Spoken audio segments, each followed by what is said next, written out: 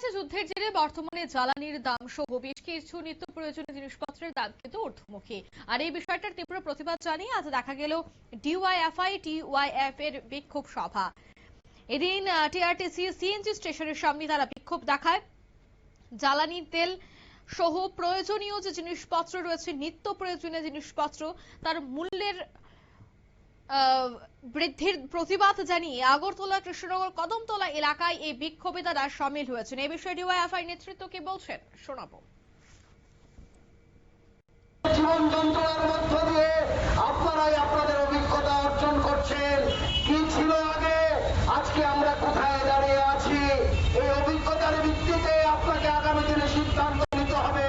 এই সরকার, আমরা যদি ভাবি আপনি এই অর্থনৈতিক আক্রমণ বন্ধ করে দেবে, না বন্ধু, ভুল। এই সরকার অর্থনৈতিক আক্রমণ বন্ধ করবে না। এই সংকট এখানেই থেমে থাকবে না।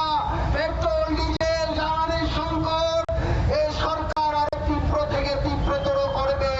তার বিরুদ্ধে এখন এই সময় হচ্ছে বন্ধুগণ, রাস্তায় দলমত আপনারা শুনলেন, দলমত নির্বিশেষে প্রত্যেকে একত্রিত হয়ে এই মূল্যবৃদ্ধির তীব্র প্রতিবাদ জানানোর জন্য তারা আহ্বান জানান। পণ্যের যেন মূল্যবৃদ্ধি কমানো হয়, আকাশ ছোঁয়া মূল্যবৃদ্ধি কমাতে কেন্দ্র এবং রাজ্য সরকার যেন ভূমিকা গ্রহণ করেন, সেই দাবি জানিয়েই কিন্তু আজ তারা এই বিক্ষোভ মিছিলে সামিল হয়েছেন, বিক্ষোভ কর্মসূচিটি করেছেন। এই মুহূর্তের সংবাদ এ পর্যন্ত। আমাদের পরবর্তী নিউজ আপডেট দেখার জন্য অবশ্যই চোখ রাখবেন শুধুমাত্র নিউজ ভ্যানগার্ডের পর্দায়। ধন্যবাদ।